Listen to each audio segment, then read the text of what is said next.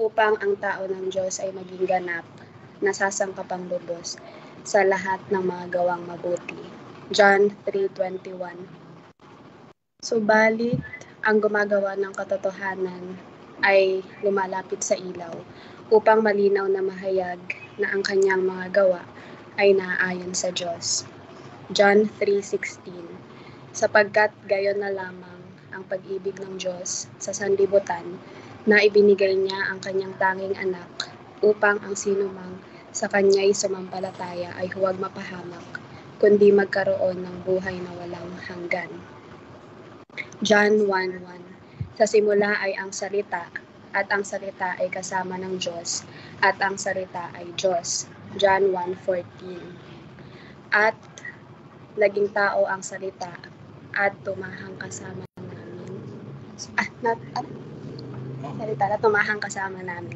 At nakita namin ang kanyang kaluwalhatian gaya ng sa tanging anak ng Ama, puspos ng biyaya at katotohanan.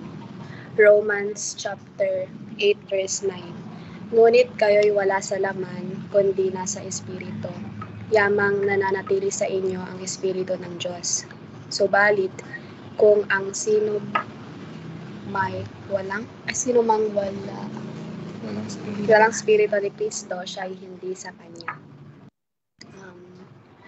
1 Peter chapter 5 verse 8. Magpakatino kayo, magbantay kayo, ang dyablo na inyong kaaway ay tulad ng leyong gumagala at umuungal na humahanap ng kanyang malalapa. 1 Corinthians chapter 12 verse 3. Kaya't nais kong maunawaan ninyo na walang nagsasalita sa pamamagitan ng Espiritu ng Diyos na nagsasabi, sumpain si Jesus, at walang makapagsasabi si Jesus ay Panginoon maliban sa pamamagitan ng Espiritu Santo. 1 Corinthians chapter 12 verse 13. Sapagkat sa pamamagitan ng isang Espiritu ay binautismuhan tayong lahat tungo sa isang katawan, maging Hudyo o Griego, mga alipin o mga laya, at tayong lahat ay pinainom sa isang Espiritu. Mga Kawikaan chapter 1 verses 1 to 3. Mapalad ang taong hindi lumalakad sa payo ng masama, ni tumatayo man sa daan ng mga makasalanan, ni umuupo man sa upuan ng mga manunuya, kundi nasa kautusan ng Panginoon ang kanyang kagalakan, na nagbubulay-bulay araw at gabi sa kanyang kautusan. Siya'y tulad ng isang punong kahoy na itinanim sa tabi ng agos ng tubig na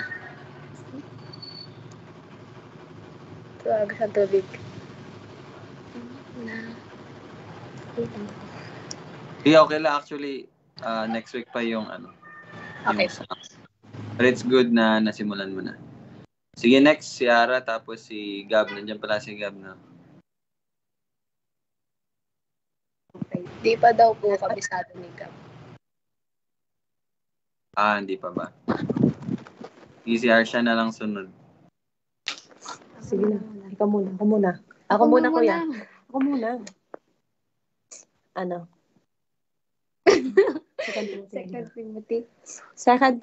Second Timothy chapter 3 verse 16 to 17. Ang lahat ng kasulatan ay kinasihan ng Diyos at mapapakinabangan sa pagtuturo, pagsaway, at pagtutuwid, at sa pagsasanay sa katuwiran, upang ang tao ng Diyos ay maging ganap na nasasangkapang lubos sa lahat ng mga gawang mabuti. John 3:21. Subalit ang gumagawa ng katotohanan ay lumalapit sa ilaw upang malinaw na mahayag na ang kanilang mga gawa ay naaayon sa Diyos. John 3:16. Subalit Subalit, gayon na lamang ang pag-ibig ng Diyos sa sanlibutan. Kaya't ibinigay niya.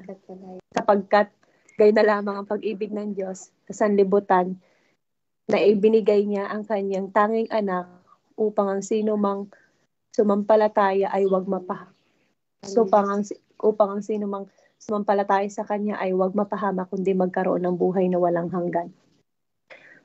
Ano kasi? Yung First, John 1. John 1 and 14.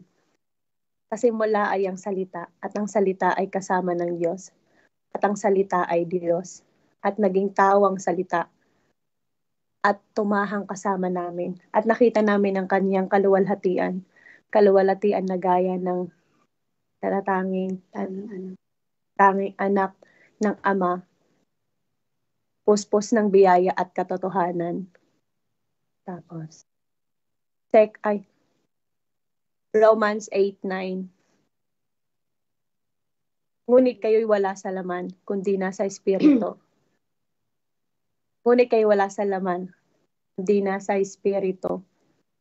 Yamang nananatili sa inyo ang Espiritu ng Diyos, subalit ang sino may walang Espiritu ni Kristo, siya'y hindi sa Kanya. 1 Peter 5:8. Magpakatino kayo, magbantay kayo.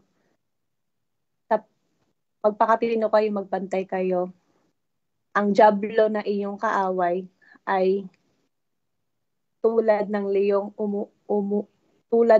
gumagapang at umuungal. Gumagala pala. Magpakatino kayo, magbantay kayo, sapagkat ang dyablo na inyong kaaway ay parang leyong gumagala at umuungal na naghahanap ng kanyang malalapak. Hanggang doon pa lang po, kuya, kasi kahapon pa lang po ako medyo Sige, next. 2 Timothy chapter 3 verse 16 to 17. Lakas mo. Ang lahat ng kasulatan ay kinasihan ng Diyos at mapapakinabangan sa pagtuturo, pagsaway, pagtutuwid, at sa pagsasanay sa katwiran upang ang tao ng Diyos ay maging ganap na sasangkapang lubos sa lahat ng gawang mabuti. John 3:21. Subalit ang gumagawa ng katotohanan ay lumalapit sa ilaw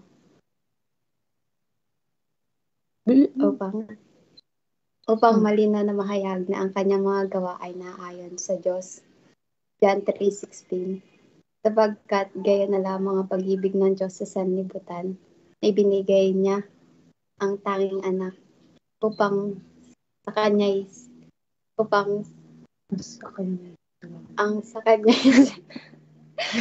palataya ay huwag mapahamak, kundi magkaroon ng buhay na walang hanggan. John 1:14. Sa simula ay ang salita, at ang salita ay kasama ng Diyos, at ang salita ay Diyos, at naging tao ang salita, at tumahang kasama namin, at nakita namin ang kaluwalhatian gaya ng tanging anak, puspos ng Ama, puspos ng biyaya at katotohanan. Romans 8:9. Ngunit kayo wala sa laman, kundi sa Espiritu ng Diyos. Yamang nananatili sa inyo ang Espiritu ni Kristo. Subalit,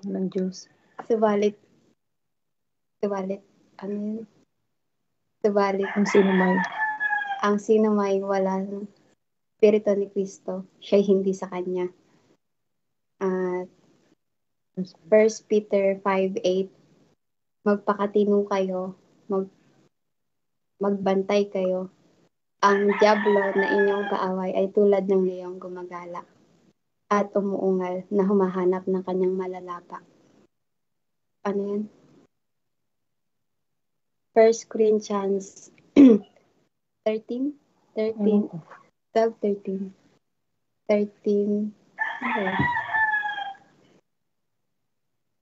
yan? 12:3 yung una. 12:3 daw. 12:3. Sapagkat sa pamamagitan ng Espiritu Kaya ni Kristo, nais kong manawaan ninyo na walang nagsasalita sa pamamagitan ng Espiritu ng Diyos na nagsasabi, sumpain si Kristo, at walang makapagsasabi si Jesus ay Panginoon maliban sa pamamagitan ng Espiritu Santo. 1 Corinthians 12:13, sapagkat sa pamamagitan ng Espiritu ay binautismuhan tayong lahat tungo sa isa Espiritu, maging Hudyo o Griego, mga laya, mga alipin o laya, at tayong lahat ay pinainom sa isang Espiritu. Okay. Sige po, no? Thank you sa mga nag-recite. So, medyo may mga verses pa na hindi masyado nakabisado at may mga parts pa na hindi pa natin naitatama. So, patuloy lang po natin i-memorize, no, yung mga Bible verses na yun. So, hindi po iyon requirement para po kayo ay maligtas. Lagi po nating tandaan, yung mga ginagawa po natin at yung mga pinapagawa ko po sa inyo, hindi po yun kailanman magiging assurance, no, katiyakan ng kaligtasan. Pero share ko lang po sa inyo bilang isang nag-aaral ng salita at by the grace of God, isang niligtas niya. Sa akin lang personally, isa sa mga naging resulta talaga nun is yung labis na kagustuhan na laging mag-aral ng kanyang salita, labis na kagustuhan na sa bawat ginagawa ko, ang salita niya ang namumutawi sa aking isipan. By the grace of God, sabik ako na laging magbasa ng kanyang salita. By the grace of God, na nalulungkot ako kapag mas mahaba yung oras ko sa social media. And by the way, hindi na po yun nangyayari by the grace of God. Nalulungkot ako kapag may nag-i-spend ako ng time sa ibang bagay. Ang ginagawa ko lang po, sinishare ko lang din po iyon sa inyo. Pero again, sana wag niyo pong isipin na ito'y isang na maging batayan ninyo kung ligtas ba kayo or what. Kung ito man po ay nagiging pabigat sa inyo, kung pakiramdam nyo parang nabibigatan kayo sa ganun. Well, hindi ko alam bakit ganun. Hindi ko alam bakit ganun ang mararamdaman, pero sabi kasi ng salita ng Panginoon sabi kasi ng salita niya, isa talaga na binuhay niya is magagalak talaga sa salita niya, no? Laging yun talaga ang hahanapin. Kaya nga sabi ni Kuya kahapon, lahat talaga magiging, hindi lang kahapon, pero usually kapag nakaka-join siya sa atin, di ba sinasabi niya, lahat is maalam. Kumbaga, lahat talaga tinuturuan. Kasi punong-puno sila ng salita at yung paghahayag talaga ng Panginoon sa kanyang mga salita. Well, siguro ako nagiging lang din ako minsan kasi minsan nakikita ko po kasi yung mga way ng life ba, way ng pamumuhay. Kakaunti pa lang kasi tayo So yung mga usually nakikita ko, yan, sila Gab, sila Yana, sila Tito Bong, wala pa sila Tito Bong by the way, no? Nakikita ko yung mga way of life, yan, tapos napapansin ko rin, yun, yung marami sa atin, active pa rin sa, for example, social media, makikita mo online magdamag, pero yung tanong ba, anong ginagawa nyo? Ano yung ginagawa nyo sa mga ganong panahon? Kung matatanong ko kayo, nakapagpanalangin po ba kayo? Hindi to siya requirement. But it's just a reminder, tsaka pagtatama, pag-check sa bawat isa. Na somehow, sana, sa pagsabi ko ng ganon, ma-remind kayo na hindi kayo ganon. You are sons and daughters of God. And hindi kayo mga tao na namumuhay ayon sa sanlibutang ito. So, ayun, again, this is paalala po sa bawat isa, lalo na sa mga yung mga kabataan, active pa rin po sa social media. If that is helpful for your spiritual growth, patuloy ka mag-online. Pero kung hindi, i-stop mo na yan. Or even other things, pagsama sa mga kabarkada, or alam niyo, yung ibang bagay ba, kung hindi naman siya helpful, kung hindi siya necessary, at hindi naman siya helpful sa spiritual growth, yun yung mga bagay na dapat po nating i-cut na. Kasi yan po yung paggawa talaga ng kalooban ng Panginoon. Sa bawat tinuturo niya sa atin, we will learn principles and we will apply it sa pumumuhay natin at sa bawat desisyon na ginagawa natin. 'Di ba? So kung nagiging masaya po tayo sa companionship ng world, ng mga classmate, ng mga kaibigan, or workmates, kung doon po tayo natutuwa at yun ang ating inihintay, yun po ang ating kinakasabikan sa araw-araw. That is a very wrong heart. Sana ang kasabikan mo yung pag-aaral mo ng salita, yung time mo with the Lord, prayer time with the Lord, 'di ba? So yan, again, paalala sa mga nagso-social media pa rin. Okay lang naman. Nandun na naman tayo sa okay lang naman. Pero yung danger ba? Yung danger ng okay lang naman. No, yung danger talaga ng ganun. So if anyone, ikaw, you can assess yourself naman. If you think you are growing while surfing, that's you. Okay, sige. Pero be sure na you're really growing in the knowledge, in obedience, in faith in the Lord Jesus Christ. Pero kung hindi, patuloy ka pa rin, ni even yung pag-memorize ng Bible verse, hindi mo makompleto. So, I think you must change your lifestyle. No? So, hindi ko ini-impose yun, pero sana makita ninyo yung desire ko para sa bawat isa. It is not my workings, no? Ano lang naman, kumbaga bilang tagapagpangasiwa, yun lang naman ang aking Kaya, salamat sa mga nagme-memorize ng verse kahit na dumami at dumami na. Si Tita Susan nagugulat ako, memorize ko na ba to? Sabi ko, hindi po. Ano lang yan? Paalala lang yan. And then I remember mga awit chapter 1. It talks about the word, no? So, yun pala, no? Maganda pala. So, nadagdag po natin yung verses 1 to 3. So, salamat sa Panginoon at nadagdag yun. Laging paalala sa atin. Okay? Tita Susan talaga eh. Okay. So, anyway, good afternoon po sa lahat, pati sa mga nanonood sa online. And here we are. By the grace of God, tayo po yung makakapag-aral muli ng salita niya. It's a very wonderful word, no? Lahat naman talaga, no? Napakaganda. At I'm so excited na mapag-usapan to with you. Lalo na yun sa sinabi ni Kuya, tatawagin na natin name by name. And we're excited to hear, yung mga pinag-aralan ninyo. So, yan ang exciting. Hindi, siyempre, ang salita ng Panginoon. Basahin muna natin yung 21 hanggang 24. So, I would like to hear Gab, no? Gab, pakibasa Gab yung 21 to 24.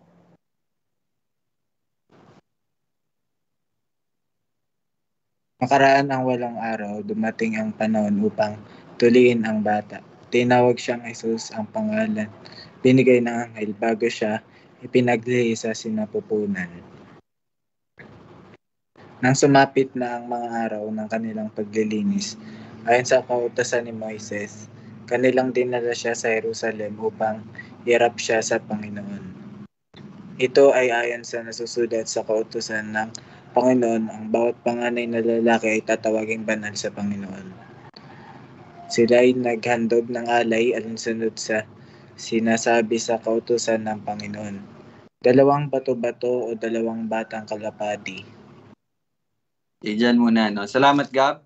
At ito po yung salita na atin po maaaring mapag-aralan. Tingnan natin kung matatapos natin sa araw na ito. Tayo po ay manalangin muna. Let's pray. Panginoon, sa aming pag-aaral ng iyong salita, salamat o Diyos dahil ito'y biyaya mo lamang. At sa mga puso na tunay na kinikiling ang kanilang puso at hinihilig ang kanilang puso at puno ng kasabikan sa iyong salita upang patuloy na makilala ka, patuloy Lord na mapabago ang aming mga isipan. Salamat dahil lahat ng ito ay biyaya mo lamang. Salamat sa pusong ibinigay mo, sa bagong puso na ipinagkaloob mo sa bawat isang iniligtas mo. O Diyos, ang karunungan at kaunawaan ay nagmumula sa iyo. At salamat dahil ito'y binibigay mo sa lahat ng humahanap sa iyo. Tunay nga na ito'y makikita, mahanap at matatagpuan. Salamat o Diyos. Ito aming panalangin sa pangalan ni Jesus. Amen.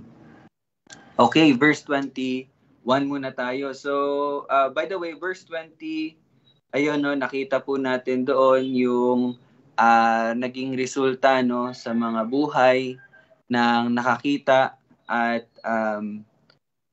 natagpuan yung pangako, or yung, hindi pangako, but yung ipinahayag ng Panginoon sa pamagitan ng anghel. So yun po yung mga pastol. By the way, dagdag ko lang po, isa sila sa mga naging saksi ng pagdating, no, ng Kristo, ng tagapagligtas. Kasi makita nyo dito, parang binibigyan tayo ng mga different group na witnesses ni Lucas.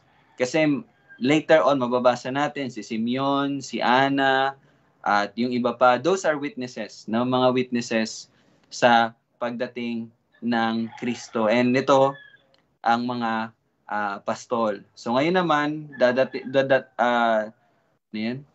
tayo'y dadako sa panibagong eksena naman, no? So verse 21. So basahin po natin yung verse 21. Makaraan ng 8 araw, dumating ang panahon upang tuliin ang bata. Tinawag siyang Jesus. Ang pangalang ibinigay ng anghel bago siya ipinaglihi sa sinapupunan. Okay, yan po yung verse 21. Sige, Dad. Ikaw muna, Dad.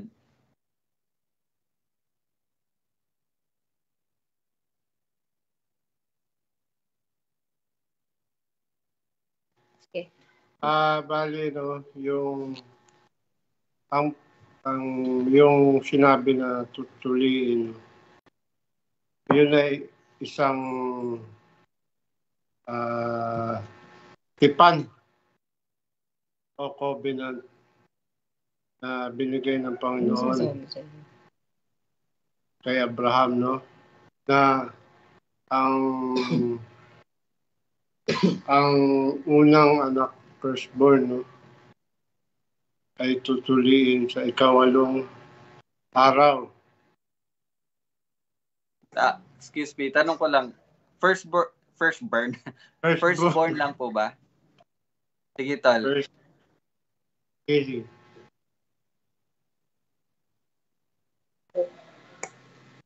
Hello.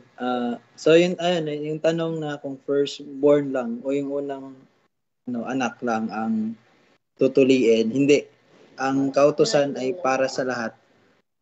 No, pero yung mga bagong anak, kunyari ikaw ay pinanganak, no, sa September 21. So on the 8th day, meaning sa 28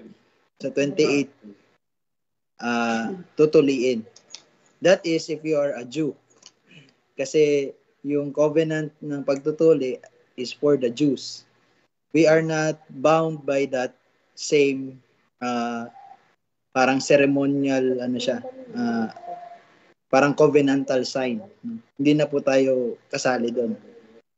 So yun. Sige, Dad, patuloy, Dad. Patuloy ka, Dad. Ayan, na. Yan yung tsaka yung pangalan ni Jesus ay nanggaling sa Hebrew word Yahweh or Yeshua.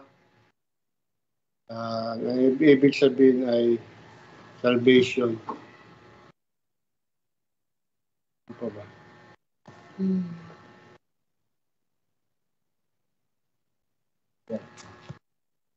Okay? So yun po. Ito pong ginagawa nila. Okay? Nakaka-follow po ba yung mga kasama natin? So yes, ito po ay yung makaraan yung 3 araw, dumating ang panahon upang tuliin ang bata. So ito po ay utos. Ito din po ay yung sign, no? Or tanda ng pakikipagtipan ng Panginoon, to be specific po kay Abraham. So mababasa po natin yan sa Genesis chapter 17 verses 12 to 14. Now, bibigyan lang po natin ng time, basahin natin yung mismong text para ayun, makakapagbigay siya ng mas malinaw no na pag-unawa. So, chapter 17 verse 12 hanggang 14. So, basahin natin. Sabi dito, sige Ate Jamie, pakibasa.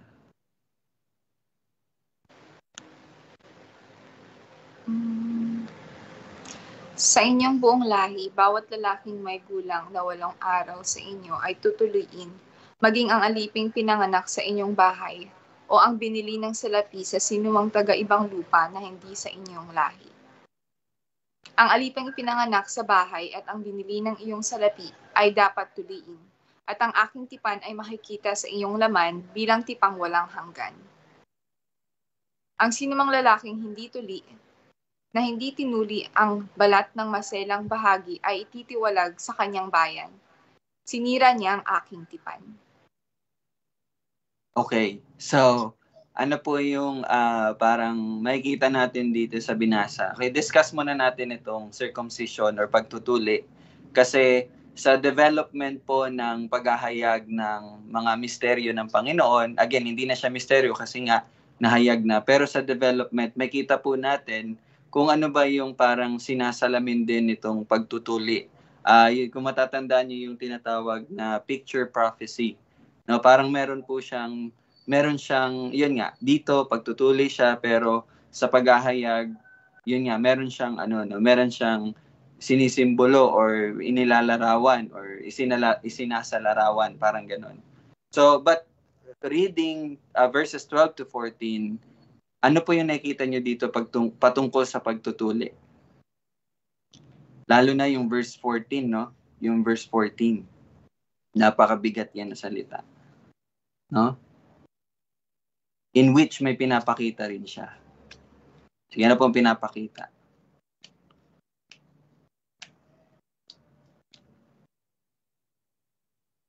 Ikaw, Gab, ano nakita mo, Gab?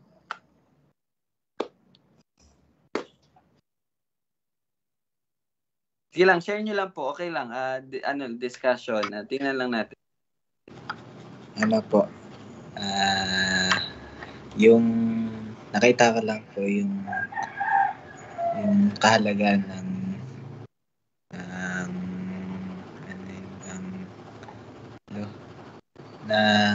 itinagang binigay na kautusan ng Panginoon. Yes, yung kahalagahan, no? Kasi kung titingnan nyo, no, grabe yung consequence or yun nga, yung consequence kapag hindi siya ginawa. Sabi dito, ititiwalag sa kanyang bayan. Sinira niya ang aking tipan. Okay? By the way, tipan po is covenant. Pag sinabi po nating tipan, or parang related siya sa mga vow. Okay? Parang ganun. Vow, promise, covenant, ganun po, no? Ito po ay kasunduan. Yes, kasunduan. Napaka-ano po nito? Napakabigat po nito. Siguro sa atin, hindi natin siya mabibigyan ng ganung kabigatan kasi tayo na mga tao, ubod tayo ng sama, wala po tayong pakialam sa mga commitments, wala tayong pakialam sa mga covenants, wala tayong pakialam sa mga tipan, sa mga pangako, wala tayong pakialam doon. We are promise breakers, law breakers, covenant breakers, no?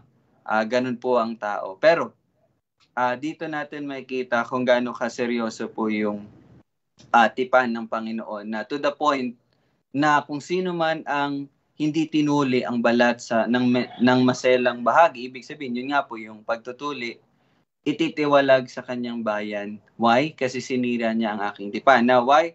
Bakit ko po siya binibigyan ng... Dad, sige, Dad. Gumanong ka, Dad. Kasi di ba sinabi sa 8 araw, halimbawa hindi tinuli, ang may kasalanan yung magulang, di ba? taong lalaking hindi tuli. Kasi baby pa yun eh. Yes. Kasi, actually, ano dad? Baby pa daw. Kasi di ba sinabi yan, sino mang lalaking hindi tuli. Tinatakpan mo sa'yo. Ibig sabihin yan, time na yan, baby yan. Di ba? So, ang may kasalanan yung magulang. Yung anak. Ano maisip ang bata? Tol, pwede. Sige tol. Pag si daddy talaga nagsasalita, talagang cha-challenge ako. Tol, pakiano mo na to para walang feedback. So yan, pag si daddy na talaga nagtanong, cha-challenge na talaga po ako. No? Ayan, yung unang tanong, para malinaw din sa atin, nung time na yon na nandito nga yung circumcision, ginagawa ng mga Hudyo, sapagkat ito ang kasunduan ng Panginoon. Ang Panginoon ang nag-author, siya ang sumulat, at hindi lang siya ang nagsulat, siya ay kasali doon sa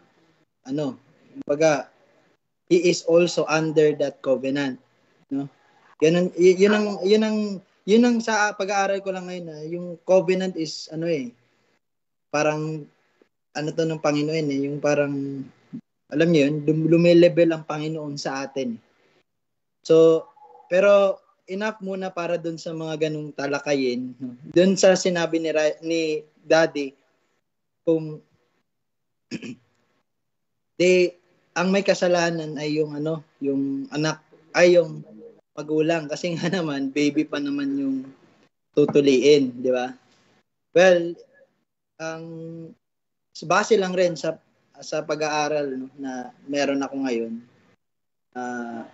dahil sinira ng iyong ama or ina ang covenant ng Panginoon, kasali ka doon sa sumisira. Paano natin nakita yon? Una, ang Panginoon ay nakipagtipan sa kanino? Yung unang nilikha, si Adan. Pero nung sinira ito ni Adan, lahat tayo ay nagkasala. Bakit po? Kasi nakapaloob sa covenant, sa covenant na meron ng Panginoon, na hindi lang ikaw, pati iyong descendant. So, yun yung tamang sagot doon. Kasi yun yung sabi ng Panginoon. At God, siya yung sumusulat ng covenant na ito. Katulad ng ang Panginoon ang may akda ng scripture na binabasa natin. Kaya it is not our terms.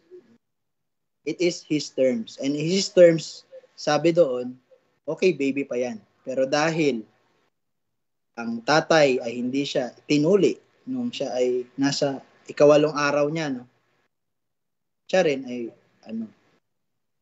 sumisira sa tipan na yun. So para sagutin lang yung tanong, yung curious question. Alam ko naman na honest question yun ni Daddy. Okay, clear naman, Dad. Kasi kung ganun din, yun nga, in which yun po talaga inisip ng iba, bakit si Adan naman ang gumawa, bakit kami, bakit tayo na nadamay sa ginawa nila Adan. Parang ganun din yung thought nun Okay.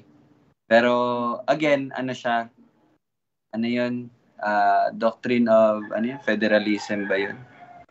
Basta yung parang ganun. Yung kumbaga the representative, si Adan as the representative, kumbaga kung ano yung ginawa niya, yun yung ginawa din ng kabuuan, parang ganun. So yan, narinig ko lang din yan doon sa podcast na lagi kong pinapakinggan every night.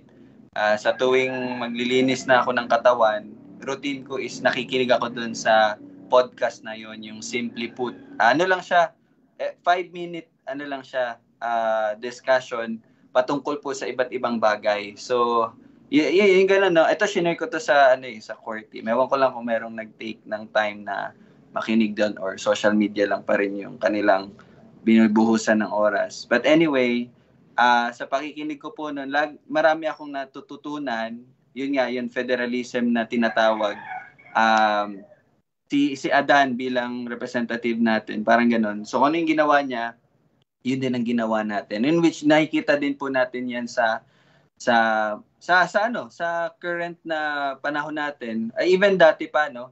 'Di ba may mga ambassador, may mga representative. So kung sila ay kinagalitan, so buong bansa kasama na yun. Parang ganon. So pero hindi na natin tayo mag-go deep sa ganyan muna. Pero gusto ko lang din pong i-share po sa inyo na ito pong pagtutuli is tanda po ng tipan ng Panginoon. Again, sinabi na ni Kuya, at tanda po na ang kanyang pinangakuan ay yung mga tuli. Okay? So, kasi ito para po kasi yung circumcision din po, ang isa po sa purpose niyan is para po maging distinct or ibig sabihin na iba. Kumbaga, set apart sila, hindi sila katulad ng kung ano man yung nasa sa karamihan. Yun po yung isa sa sign na kaya nga po 'di ba tinawag sila na pinili ng Diyos o yung chosen people ng God. And ano yung distinct sa kanila? Pansinin niyo sa verse 13. Sabi dito, at ang aking tipan ay makikita sa iyong laman bilang tipang walang hanggan. Parang ano siya, parang that's the sign na the Lord is kumbaga merong tipan sa inyo. At yun nga po, no, ang pagtutuli po is yung pagpapakita na iba sila. Iba sila sa mga hentil, 'di ba? And in which, sabi ko nga po kanina, meron tong sinasalamin sa ating pamumuhay ngayon. Na kung mapapansin niyo po sa development po ng paghahayag ng katotohanan ng Panginoon, this was discussed by Paul, no? Diniscuss po ito ni Paul sa mga kalimutan ko. Romans ba yun, tol? Yung circumcision, di ba? Diniscuss po yan ni Paul. So you see, nung pinapaintindi ni Pablo sa mga taga-Roma na yung circumcision is not a sign. Sabi niya, kumbaga ang mahalaga doon is yung circumcision of the heart. Kasi sa natatandaan ko, hindi ko kasi binasa ng basta natatandaan ko, ito yung pagkasabi niya. Kung ang isang tao ay tuli, ngunit siya hindi naman sumusunod sa kalooban ng Diyos. Ito hindi to exact words. Parang ganun po yung thought. Kung siya ay tuli, ngunit siya naman ay hindi sumusunod sa salita ng Diyos, siya ay ma-consider as hindi tuli. Parang ganun yung sinasabi ni Pablo. At kung isa naman ay hindi tuli, ngunit siya naman ay sumusunod sa kalooban ng Diyos, siya ay matatawag na tuli. So, ang sabi niya doon sa conclusion niya, therefore, hindi ito patungkol sa pagiging tuli sa balat or sa laman, ngunit pagiging tuli sa puso. Okay? So the true, sabi niya pa nga doon, ikaw ay Hudyo kung ikaw ay tunay na tuli sa puso. Ibig sabihin, you are a new creation. You were circumcised. Pag sinabi nating circumcised, again, ano nga yung pinapakita nun? Iba ka sa karamihan. Iba ka sa karamihan. You were set apart. Okay? Makinig po kayo. You were set apart. So, ibig sabihin, ang tunay na, di ba, tipan, pangako. Di ba, may sinasabi na ito ay para sa mga, ikaw ay anak ng pangako. Hindi anak ng, laman, but anak ng pangako. Di ba? So, makita nyo doon na ang totoong mga anak ng pangako is yung mga totoong tuli. Hindi sa laman, kundi sa puso. Nakita nyo po yun? So, ano nga po yun? Anong sinasalamin niya? You are set apart. Ikaw ay holy. Ikaw ay banal. Ikaw ay, kumbaga, sineparate ka na ng Panginoon mula sa karamihan. And doon, dito sa picture na to, they were set apart from the Gentiles, mga hintil, mga hindi sumasampalataya. And ano yun para sa ating panahon ngayon? If ikaw ay kabilang sa tipan, sa pangako ng Panginoon, you are circumcised sa puso. And you are set apart. Ibig sabihin, again, hindi ka na mumuhay ayon sa sanlibutan. You are no longer conforming to the pattern of this world. At ano ang patunay nun? Ikaw ay tuli. Saan ka tuli? Sa puso. You are circumcised. You are a new creation. Ikaw ay set apart. Ikaw ay banal. Hindi ka katulad ng mundo. Okay? Hindi na umaayon sa mundo. So again, naipasok ko lang po ito kasi yung word na tuli, no, yung circumcision. And again, it's a reminder po sa bawat isa, no? So again and again and again, ang mga niligtas, they were set apart. No, they were set apart. Ano na yan? They were set apart from the world. At hindi sila mamuhay ayon sa mundo. Ang kaligayahan nila hindi sa companionship ng mundo. Hindi. No? Hindi yun ang kaligayahan nila. But ang kaligayahan nila is in the presence of the Lord. Okay? So, ayun lang naman yung parang naano ko doon. And then yung pangalan na Jesus, no? Yung sinabi ni Daddy kanina, yes, nagpapakita ng kanyang gagawin. Again, pag-usapan namin ni Jamie, kanina ba yon, na yung pangalan, napaka-importante talaga yung pangalan na binibigay ng Panginoon. Pinapakita talaga doon kung ano yung gagawin niya or yung kalooban niya doon sa taong iyon. And Jesus, the name of Jesus was given. Why? Kasi ang ibig sabihin ng pangalan niya, ang Panginoon na nagliligtas. And indeed, it is true. Jesus Christ is the Savior. Diba? And another picture prophecy, may dagdag ko lang po. Kung matatandaan, sige mamaya na lang. Connected pala siya dun sa pangalawa. Okay, so yun lang naman yung aking mga maidadagdag at may papaalala sa inyo. So, circumcised in the heart, set apart from the world, no? Hindi umaayon sa mundo. Sige, baka may dagdag. Tol, ikaw Tol, baka may ano ka? Okay. So, nasa ano pa rin tayo, no? Verse 21. So, sabi doon, makaraan ng 8 araw, dumating ang panahon upang tuliin ang bata na si Jesus. So, yung pagtutuli po on the 8th sa pang-8 araw ay, yun nga, ito ay ayon sa custom, no? Na ang custom na yun, ang pinanggalingan nun ay God, because God governs the nation of Israel. Kumbaga, they are the chosen nation.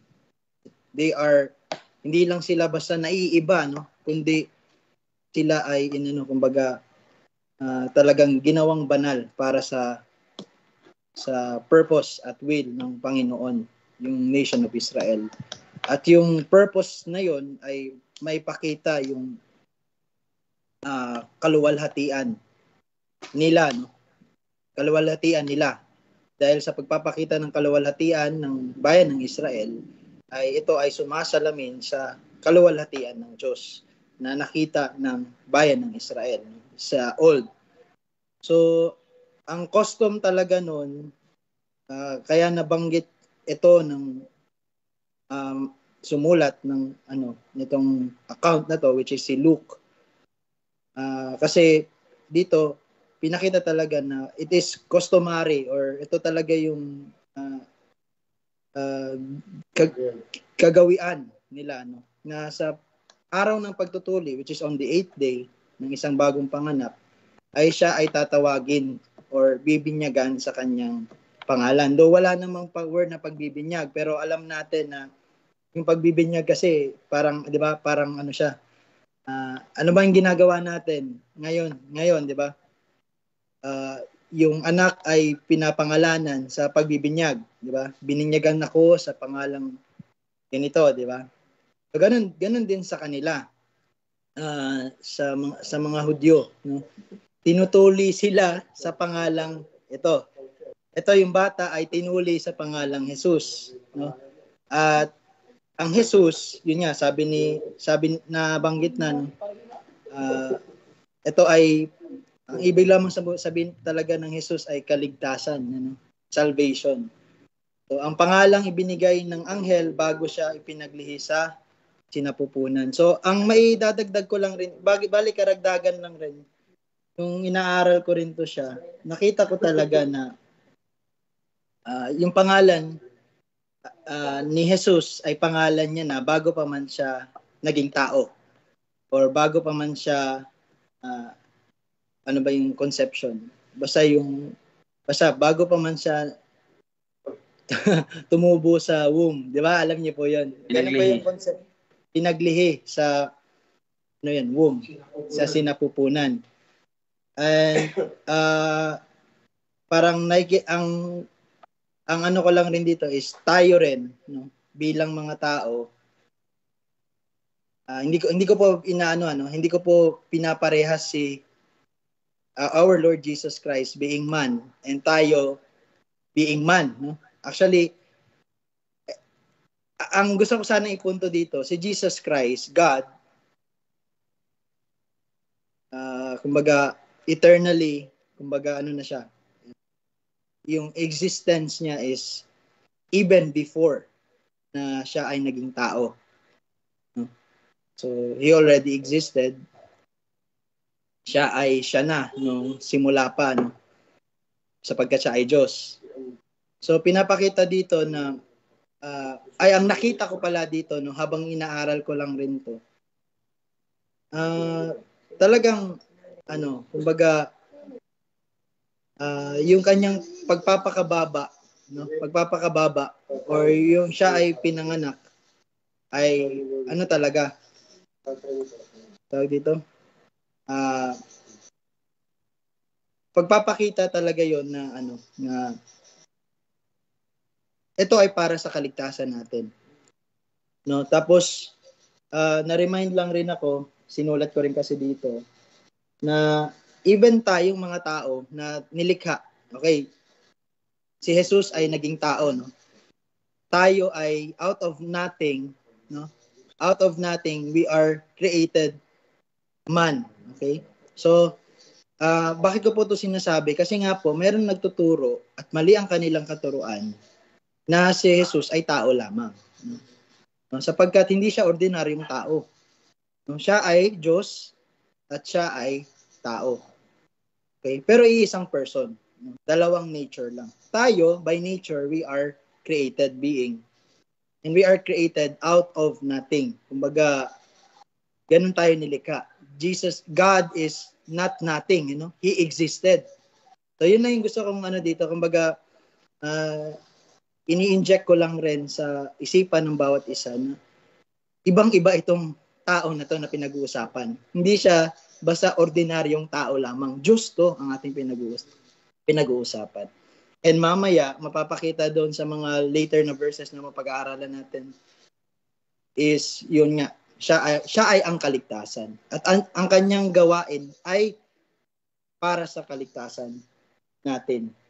So, ang may dadagdag, ang dami ko nang naidagdag, no? Pero last na lang, ang may dadagdag ko lamang po dito is God foreknew us. Tayo, yung kumbaga tayo na mga nilikha. No? Sapagkat si Jesus ay hindi kabilang sa sang nilikha, sapagkat siya ay lumikha, no? Siya ang lumikha. Ibig sabihin, dito nakita natin na even before he was created or formed sa bilang tao, siya ay si Jesus na. At tayo rin, no? Hindi po tayo mga aksidente, no? God foreknew us, no? Even before tayo ay ipinaglihi din, no? Parang yung sa Jeremiah 1:5, no? He know us, he know him before he was formed in the womb. So ganun din tayo. So parang ang gusto ko lang is yung parang pinaparallel ko lang rin. Natunay na tao, naging tao talaga ang Panginoong Jesus. So yun na lang, kay masyado nang mahaba. Yes, so mahalaga po na maintindihan natin na ang Panginoon po ay tao at siya po ay Diyos nung siya po ay pumunta dito sa sanlibutan. At ito ay pagpapakita na tunay nga na siya po ay tao, no? At this point, to the point na siya po ay itinuli din. In which, sabi nga doon, pagpapakita kasi yon na kailangan at dapat siya ay tao dahil ang ililigtas niya ay tao.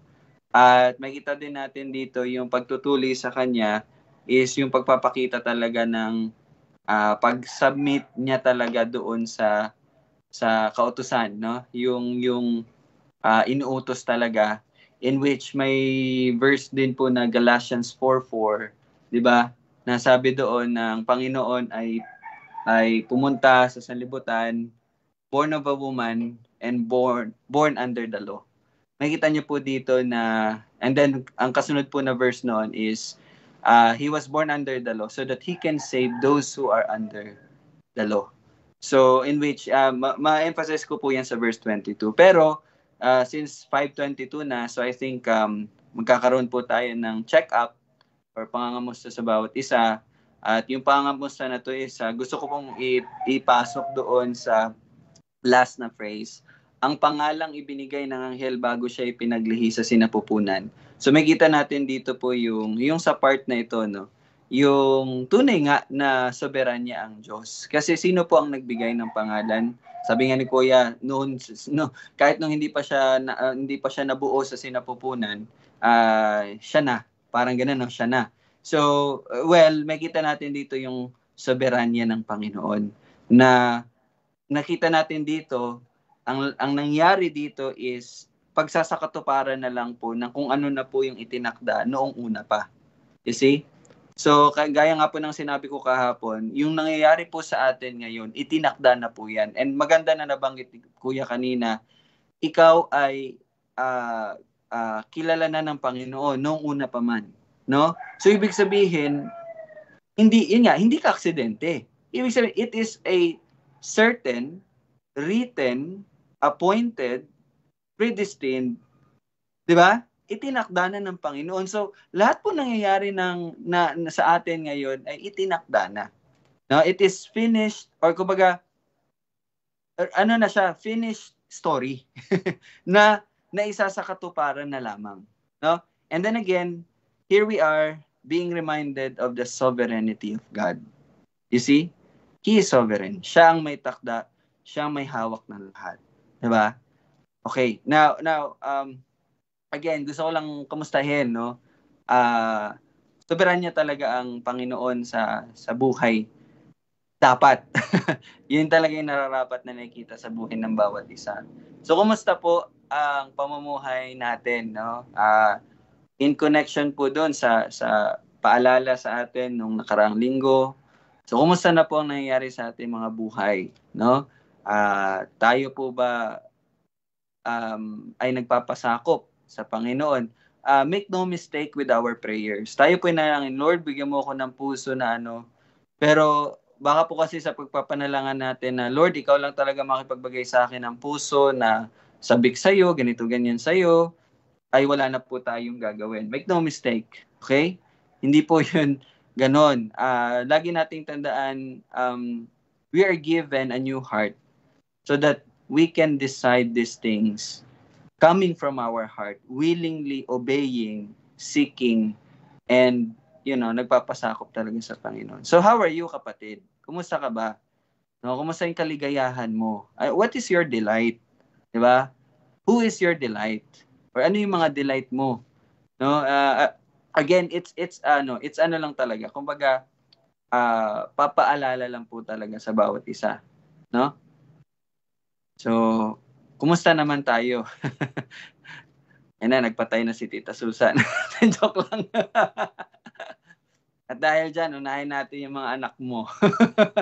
Sige, sila Arshan and sila Ara. Or gusto mo, ikaw mauna, Tita? Yes, nanay, syempre. Sige. Kasi, Tita Susan, andyan ka pa ba?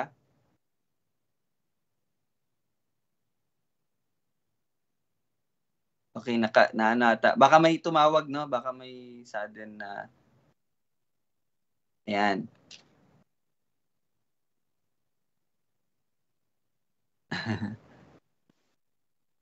No, yun, Ryle? Di, wala po. Nakakamusta lang po, Tita. Kumusta po ang ating buhay na, yun nga, hinahanap ang Panginoon at pagpapasakop sa Kanya, pagbabago ng mga lifestyle natin. Ayan. Kasi may nakita po kagabi. Sige, tita. Ano po, kamusta? Okay lang naman na kahit papano ay nakakapag-aral din naman. Okay. Ayan, okay naman si tita. Alright. Okay, sige. Ayun lang, sasabihin ko ba? Ayan, nakita ko po kasi sila Janjan and si Maine kahapon around mga 7, anong oras na yun? 7:30? 7:30 na ba? Magsa 7:30. So they're still outside. Sabi ko, labit nandun pa yung dalawang bata sa labas, no? 7:30 na ng gabi. Mga 7:11 or 7:10 or 7 na, mga ganun po.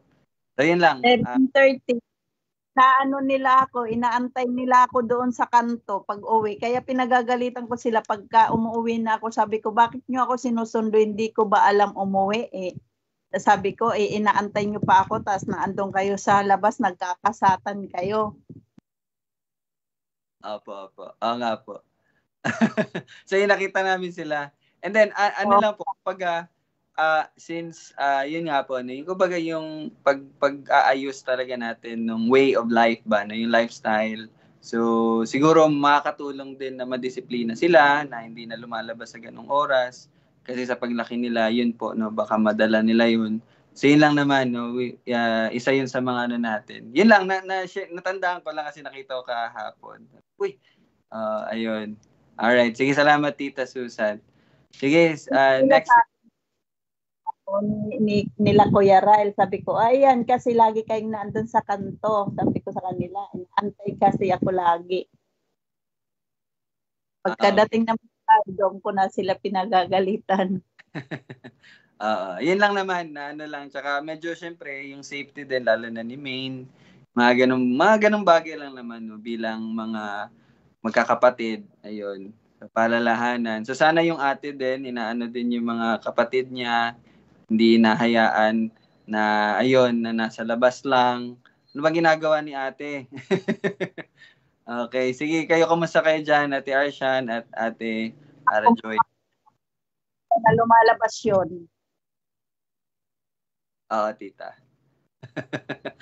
Sige. Yan, kumusta tayo? Ikaw na kanina. Ayan. Sa akin ngayon, kuya. Ayun kasi 'di ba, ayun nga dahil may nangyari. Ewan ko po kasi kung alam po nila Tito Jess, nila mami mo, tsaka nila kuya, nila Pastor Jello. So, ayun po dahil 'di ba, sabi ko nga po hindi pa ako nakakapag quiet time nung mga nakaraan dahil gustuhin ko man po talagang hindi pa ako makapag-focus, talagang iyak lang ako, nag-iyak ganyan, kaya minsan ano na lang pa ako yung ano ba yun yung ASND version po na siya na mismo yung nagsasalita. Ganyan. Yung nakikinig na lang ako habang sumasakit yung ano ko, biyak ako. Pero sa awa naman ng Diyos na medyo okay na po yung ano ko, yung pakiramdam ko. Tas kagabi po, praise God, ayun, dahil nakapag quiet time na po ako. Tapos ang galing lang po kasi yung na quiet time ko din po yung doon po sa ano ko sa napagdaanan ko po. Tapos ayun, tapos yung share ko na lang din po yung quiet time ko na ayun, nasabi niya naman sa akin na bilang si Jesus Christ yung siya yung guro natin, siya yung leader natin. Kumbaga, lahat ng pinagdadaanan natin, kumbaga, bago pa natin maranasan, pinakita niya na sa atin kung ano yung dapat nating maging response o maging yung gawin din natin. Kasi di ba po, yung may nangyari sa akin na inano lang ako, may napagdaanan lang ako. Tapos, ayun, kumbaga pinakita niya sa akin yung pinagdaanan ni Jesus Christ nung mga panahon na, di ba, nung maghihirap po siya nung nung inano na siya, yung sasaktan na siya ganyan. Na kumbaga, hindi siya tumingin po doon sa sakit, kumbaga sa pagdurusa na mangyayari sa kanya, kundi hindi siya nag-focus doon sa mararamdaman niya, mararanasan niya, kundi nag-focus siya kung paano niya masusunod ang kalooban ng Panginoon. Hindi siya nag-focus doon sa nararamdaman niya ngayon, nag-focus siya doon kung ano yung will ng Panginoon para sa kanya. Tapos doon siya nag-focus kung sa ano yung magiging resulta nung pagkatapos niya maranasan yun. Kumbaga, na ako bilang tao na nag-focus po ako doon sa nararamdaman ko lang na kumbaga pinakita niya sa akin na dapat ganito, ito siya, ito yung leader natin, ito yung perfect example natin, kaya dapat ganito din tayo. So, ako, ayun na naman, na naman ako kay Lord, na sabi ko, Lord, kailan ko kayo mararanasan yung kasi parang napapansin ko po na ayun lang, na realize ko na lang siya pag kailan tapos na, ganyan. Kumbaga, ando naman po yung nakikita mo na hindi na katulad dati, kasi dati kahit nakakagawa ka ng mali, nakasalanan o may hindi magandang nangyari, parang baliwala lang sa'yo. Ngayon, parang naano mo naman na siya na, mali to, hindi pala to, dapat pala ganito yung tamang response, ganun. Pero ngayon po kasi iba na po yung ng heart ko na, Lord, gusto ko na yung bago pa mangyari yun, baga parang napagtagumpayan ko na, hindi yung kung kailan tapos na doon ko lang marirealize na dapat pala ganito. Gusto ko kung kailan ko siya nararanasan, maganda na kaagad yung maging response ko, yung parang hindi sa huli na lang lagi yung magiging ko. Ayun po. Amen, no? So yung talaga, ito natatandaan ko, ang isang tao na nagko-commit talaga ng sin, they are driven by desires, pagnanasa. But the one driven by the truth, yun sila yung sumusunod talaga sa kalooban. So once you're driven by the truth, you will really obey. Once you're driven by desires, you will really commit sin. So yun yung din, no? Although yes, by the grace of God, patawad naman tayo. Pero yun nga, no, yung desire ba na hindi mo siya malalearn pagkatapos mong gawin yung kasalanan. But you will overcome it even before. Yun po talaga yung desire natin. So, it's by the grace of God na nagagawa at magagawa natin yun by faith. No? Sige, so, Ara Joyce? Wala na tayong oras, no? Sige, quick lang, or baka mahaba naman yung speech mo. Bukas naman yung iba, no? Si Gab yan, gusto natin marinig si Gab. Sige, Ara Joyce, sa panghuling Ayun po. Nag-aaral naman po ako, kaso, ayun. I mean, nag-obey naman po. May mga bagay talaga na mas mag-learn pa. Kumbaga, may iniwasan, pero may another na naman na alam ko naman sa sarili ko na pwede maging dahilan ulit para magawa ko yung same na kasalanan, kumbaga, or gawin na nangyayari sa akin nakaraan. At, ayun, mas marami lang din talaga ako ngayong oras sa school, kasi nga dyan yung halos buong araw nasa school lang ako, tapos may mga pieces na kailangan aralin, kaya ayun, naano lang din ako kasi lahat po ng oras ko, kumbaga, mas lamang pa rin yung sa makamundo, though na alam naman po natin na hindi naman masama mag-aral, pero iba kasi yung parang desire ko po na parang naman po kaya yung buong araw na si Lord lang iniisip ko, wala akong iniisip na iba, or wala akong ibang pinagtutuunan ng pansin kundi si Lord lang, or nagpag-aaral o pananabik sa kanyang salita. Kaya ayun po. Okay, ayun po, no? So, bakit ko po tinanong, para po maging we will pray for each other, no? So yung pananalangin, akala nyo po wala tayong prayer items. We have a lot of prayer items. Yung bawat isa na kasamahan natin, we pray, intercede for them, and yun nga, yung kalooban talaga ng Panginoon yung inihahayag natin sa ating mga panalangin. So yun po, salamat sa mga nag-share, no? Mendez family, maraming salamat po. So bukas naman, no, makakapag-share yung iba.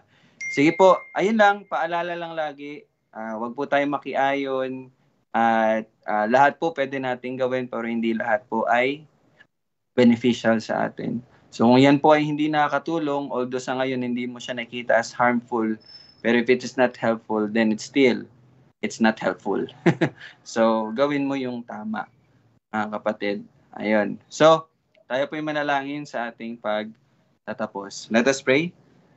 O Diyos, salamat po sa iyong salita at pagpapakita na naman ng iyong katapatan. Tunay nga na ang tipan na iyong ibinigay noong una pa ay tapat mong isinakatuparan, O Diyos. At salamat sa iyong biyaya bilang kami na pinagkalooban mo na maging parte ng tipan na ito ng iyong kami mga anak ng pangako mo, Panginoon.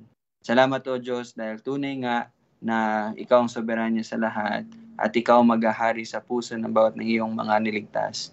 Na kami po ay iyong pinabanal na, hindi na po aayon sa gawin ng mundong ito, bagkus sa pamagitan ng iyong salita ay patuloy mo pong babaguhin ang bawat isa sa pagbabago ng aming mga isipan na ang tanging kaligayahan namin ay masunod at magawa ang iyong kalooban para po sa ikalulawalhati ng iyong pangalan. Salamat, O Diyos. Ikaw lamang po ang purihin. Ito aming panalangin sa pangalan ni Jesus. Amen at amen. Okay, thank you po sa lahat at pati sa online, Tita Bing. Thank you, Tita Che, sa nanonood sa online. See you po bukas. Bye-bye. God bless. Thank you.